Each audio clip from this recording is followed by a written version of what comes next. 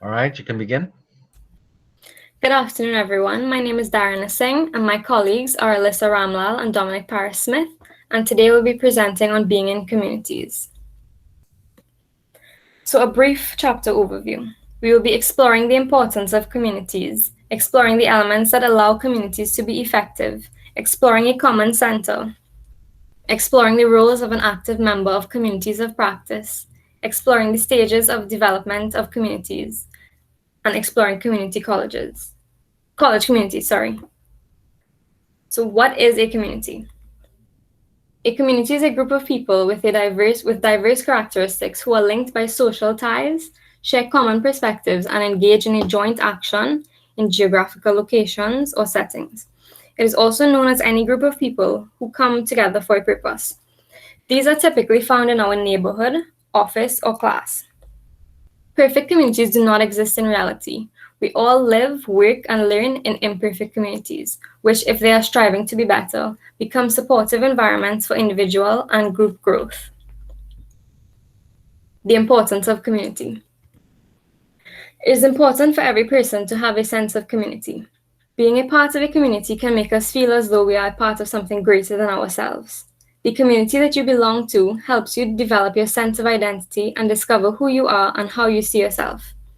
It can give us opportunities to connect with people, to reach for our goals, and make us feel safe and secure. It allows us to support one another, interact, share experiences, and modern life struggles. Having this open bond with others is what builds valuable relationships and gives us a deeper sense of belonging. It gives us a sense of belonging which comes from shared interests and shared values. For example, in schools or the area that you live in. You make friends with people who may share the same interests as you, such as music or sports. The workplace, where we spend a lot of time and develop friendships. Religion, where your beliefs are shared with others, or local issue groups who would have the same interests and work towards the same goal. One of the highest, most essential skills that a leader can command is the ability to build and rebuild communities. So I have a little exercise. You don't have to give any feedback. It's just for you to think about it. So think of the most effective and meaningful class, club, committees, or groups that you have experienced. You probably felt a commitment to the whole and felt that you mattered and were meaningful to others in that setting. Not all groups feel that way. You can probably recall or imagine a group that you have been a part of which held little value for you, or which you felt little in common with others, or little commitment to the task in that setting. That group might have accomplished its goals, but few members would say that they enjoyed working together. They probably would not want to work together again if given the choice. Elements of community. When you're in a community, there are a few elements that will make this community efficient and successful in achieving its goals. According to Gardner, practicing the following 8 elements allow for effective communities. Wholeness incorporating diversity, a shared culture, good internal communication, caring, trust, and teamwork, group maintenance and governance, participation and shared leadership tasks, development of young people, links with the outside world. So, wholeness incorporating diversity. A true community cannot exist without diversity. Diversity of ideas, diversity of skills, diversity of experiences, and diversity of worldviews bring to a group's shared goals the many talents of people gathered as a community. If all community members saw things the same way, had the same skills, had the same life experiences, their ability to be resilient and face change would be limited. A shared culture. Through their work together, community members develop a shared culture that is concerned about new members. Effective communities realize they are not insular, but are in a constant dynamic interaction with their broader environment. Binding all of this together is the awareness that a group is a community. The shared culture may reflect that spirit of community. The spirit of community makes many other relational processes possible. Good internal communication. Communication plays an important role in the success and failure of a community. The art of expressing one's ideas and thoughts clearly is called effective communication. Individuals need to communicate effectively for better transparency and clarity. Caring, trust, and teamwork. Trust creates bonds between neighbors or friends that they turn to when they need help. Trust between communities creates links to important resources that help communities get where they want to go. A teamwork environment promotes an atmosphere that fosters friendship and loyalty. These close knit relationships motivate people in communities to work harder, cooperate, and become supportive of one another. Group maintenance and governance. Group maintenance is a relation building behavior that occurs between members of groups in order to maintain reciprocal trust and cooperation. Group governance would establish the rules, practices, and processes that take place within a community. Participation and shared leadership tasks. Participation encourages a sense of responsibility, allows all members to feel needed, allows all members to voice their opinions and combine knowledge, and to ensure no burden is placed on any one to do another person's work. Shared leadership tasks would allow all members to feel a sense of leadership and collaboration among them in the community. Development of young people. As young people are brought into the community's organizations, they can participate in local decision making at multiple levels. This collaboration leads to skill enhancement, confidence building, and ownership that prepares them as they navigate towards adulthood. Last, we have links with the outside world. Traditional views have held that communities need face to face interactions, which is possible only through close geographic proximity. However, the term community also describes those with a common identity and interaction, but without geographic proximity. Some examples of this are the LGBTQ community or an environmentalist community. People of these communities exist all around the world, and they may not have face to face interactions or know all members personally. However, they all share common interests or goals, which connects them and allows them to feel a sense of community.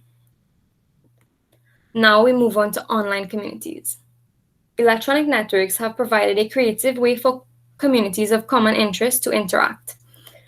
Internet chat rooms, blogs, message boards, online discussion groups, and social media platforms such as Facebook are linking people across the globe into selective communities in which minds meet.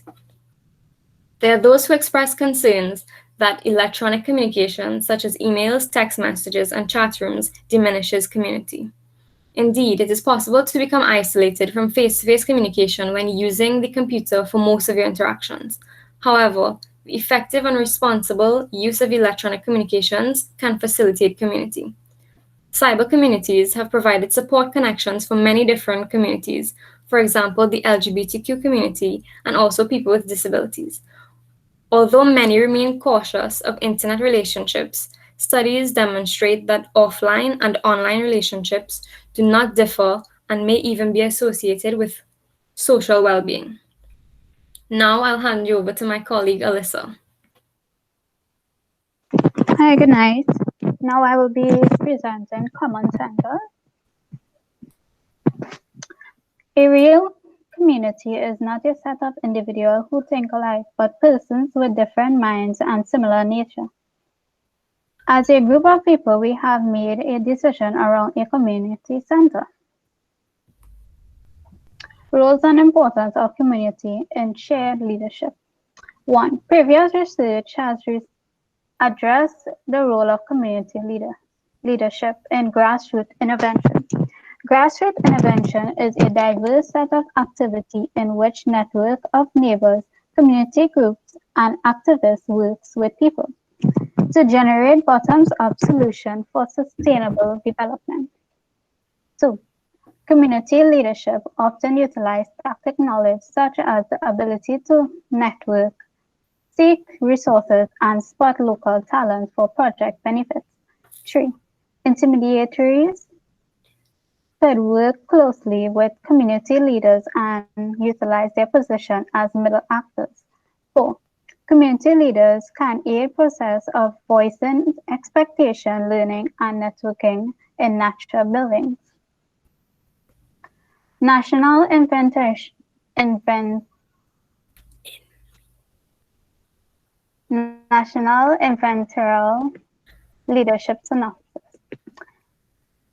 The annual National Character and Leadership Symposium (NCLS) is the United States Air Force Academy flagship event on character and leadership in bringing together distinguished scholars, military leaders, corporative, executive, and world-class talent athletes to motivate and equip participation for honorable living and effective leadership. The next symposium will take place in February 2021. Moral leaders. Moral leaders provide persons with ideas or meaning to abide by encouragement to act and motivate to keep themselves responsible by stepping up and setting up to others to give a sense of meaning to do what is right for the public. Leadership is a responsibility. It is also a power not to be taken for granted. The late author Toni Morrison said, if you have some power, then it's your job to empower somebody else. Your best self is when you use your power to lead others. 5 ways to develop moral leadership. 1. Identify a set of values. Moral leaders guide themselves with values and ethics that develop over time with experience. Examples of values include integrity, respect, accountability, community, fairness, and service. 2. Manage your ego. Moral leaders have a sense of themselves and others should not challenge them. Yet they still understand that most important thing is not themselves. Leadership is for others to be served. It is not about your desire or about you. True leaders honor all persons and put others' needs first. 3. Consider a diverse group of people and include their views. Leaders should not force upon anyone principles. They will accept the belief of other individuals. Leaders speak to individuals to understand them. A hope for a prosperous world informs the combination of their belief and the values of different communities. 4. Embrace change. When they want to improve, persons with moral leadership dread no transition. They have the confidence and trust to express their desires and to continue and bring about meaningful change. 5. Building consensus and establish unity. It is unusual for everyone to be on board with your point of view or belief. A leader listens to individual and various points of view. A leader learns not to attempt to win everyone over. Leaders know not to build diversion as well. Moral leaders do not at most to articulate a vision that will encourage as many individuals as possible to continue to engage and bring out meaningful change for the common good. Expose value and actual behavior. Expose values are expressed on behalf of the organization or connect to an organization by senior leaders and can be distinct from practices principles. As the correlation between supported values and corporate activity continues to expose, supported values are also used to improve the identity of the organization. Actual behavior. The purpose of a person to conduct an action that is features of behavior, attitude, and subjective expectations. I found this quote from the textbook, community are the mirror in which we see ourselves. What I think about that quote is, as we work together with others and interact with their different personalities, it shows that we respect others' belief and point of view of us being unique. You could go ahead. Community of practice. What is community of practice? A group of people with a common interest, a group of people with a common goal of improving, a group of people who share experiences. 3 characteristics of community practice are domain, the community, and the practice. The domain, individuals are drawn together by learning interests they share, whether this is similar learning need is visible or not, and whether learning is a reason for their coming together or byproduct of it. The community. Their collective learning over time becomes a link between them experience and different ways and thus not the source of homogeneity. The practice. Their experience create opportunities and influence their work whether they participate together or independently in real activity. Benefit of community practice. Obtain in-depth information to help do our jobs. 2. We are able to gain reliable information to help find work relating challenges to solve logic solutions. 3. We can transfer our knowledge of understanding to organization. 4. We can easily find inspired mind people who have the same passion in interaction with us. Community engagement strategies. 1. Community participation will inspire persons, make a huge difference in the way programs are planned and managed, and ensure that policy results are broadly respected. 2. Community participation is associated with improving health outcomes. 3. Positive impact on house crime social capital. Now we will be watching a short video.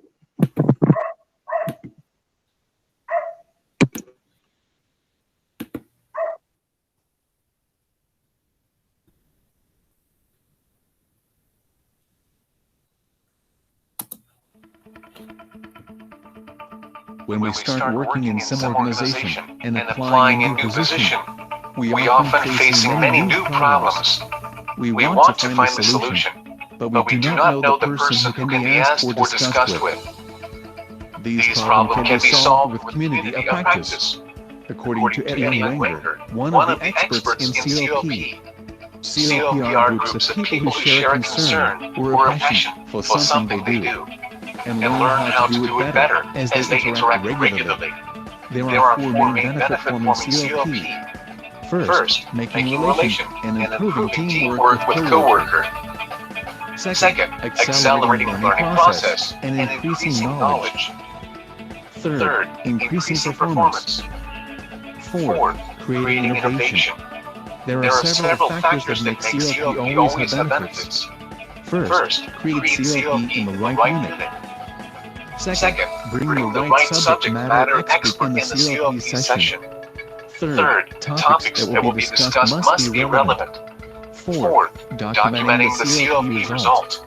Fifth, implementing the best idea in COP. Now, let us talk about the process of COP. First, conduct core planning. Second, prepare for initial community workshop. Third, host initial community workshop. Fourth, check the community progress. And fifth, build community experience locator. How to make COP long-lasting and interesting.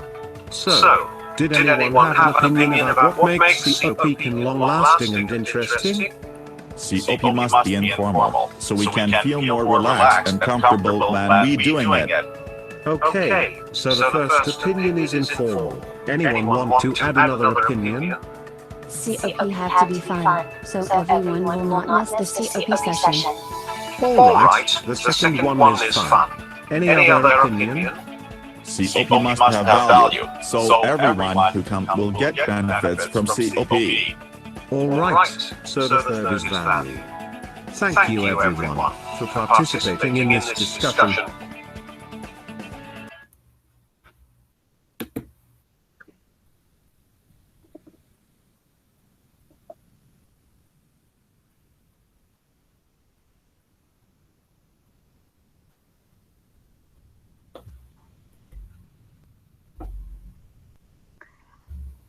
The value of community of practice. Short-term value members.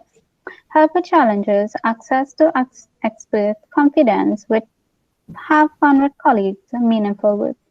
Long-term value of members. Personal development, reputation, professional identity, collaborative advantage, and marketability. Short-term values of organization. Problem solving, time saving, knowledge sharing, synergy across units, reuse of resources, Long-term value of organization strategies, compatibilities, keep abreast, innovation, retaliation, and of talents, new strategies.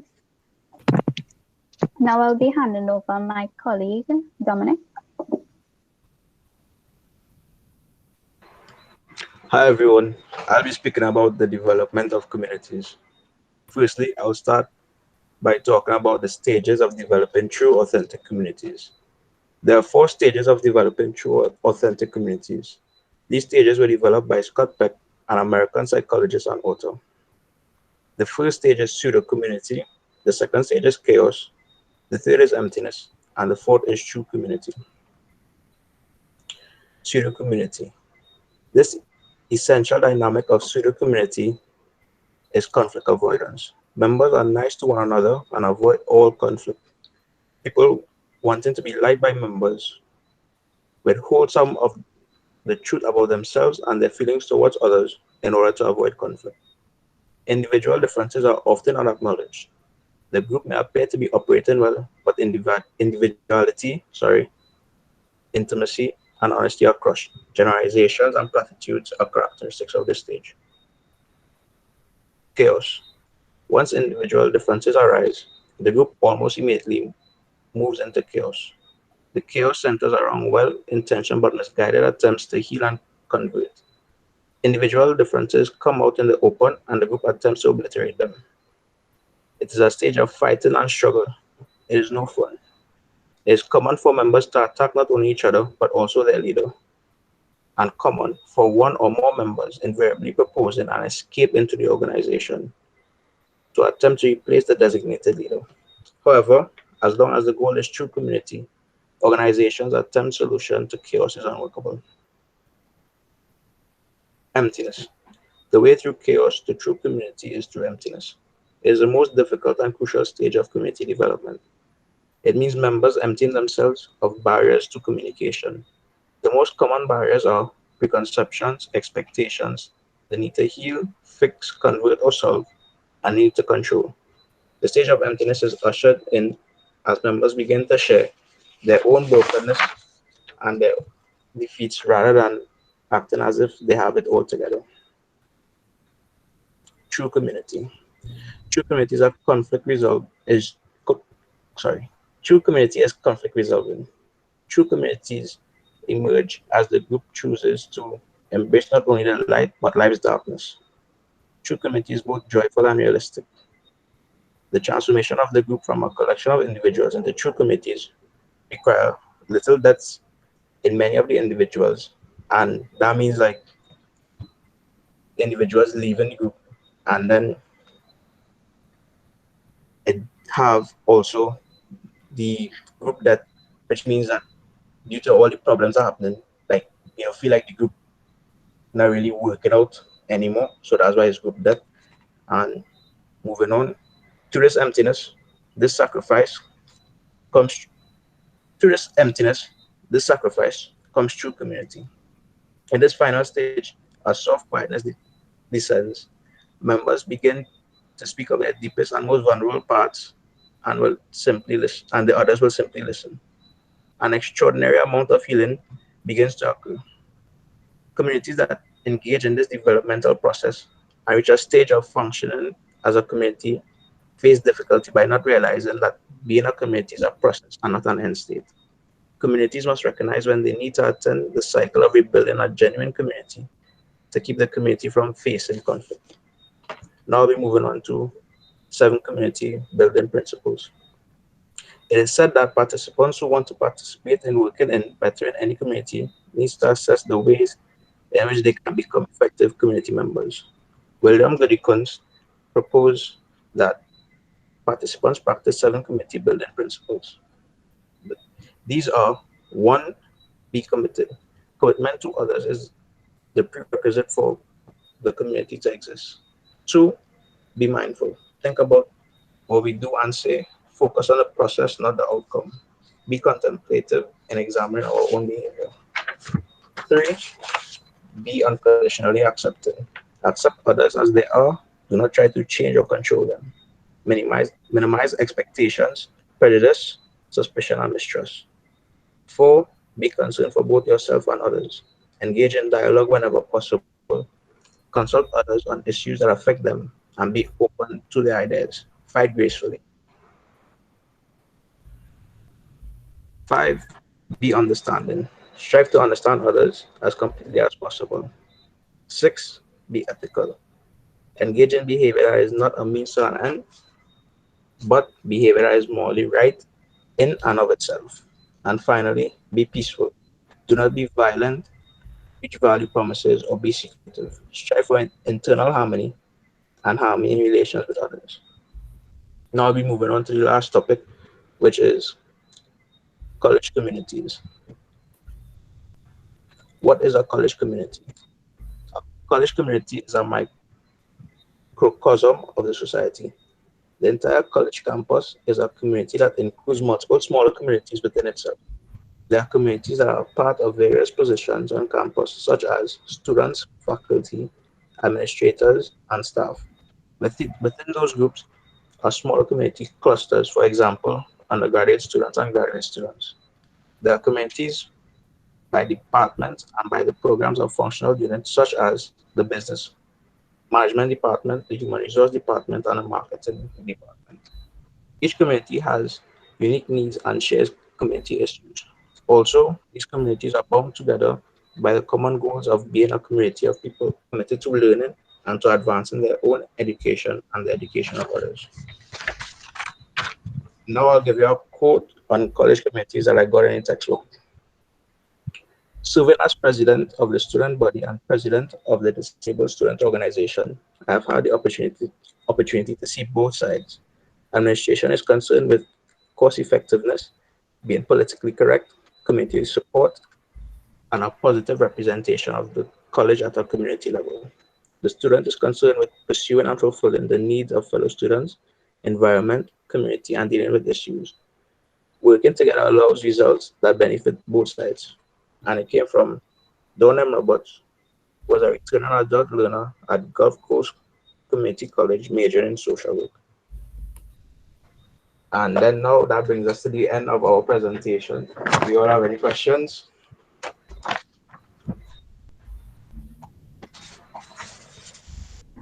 No, I don't have any question. I just would like to say that it was well done. Oh, thanks. Thank you. Thank you. So, no questions. On behalf of Alyssa, Darren, and myself, I would like to thank you for listening to our presentation on being in communities, and we hope you enjoyed.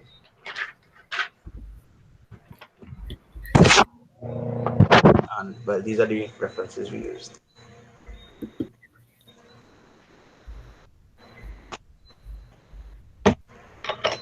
Okay, so nobody has any questions? Nobody? I never see more. Not so much a question or comment.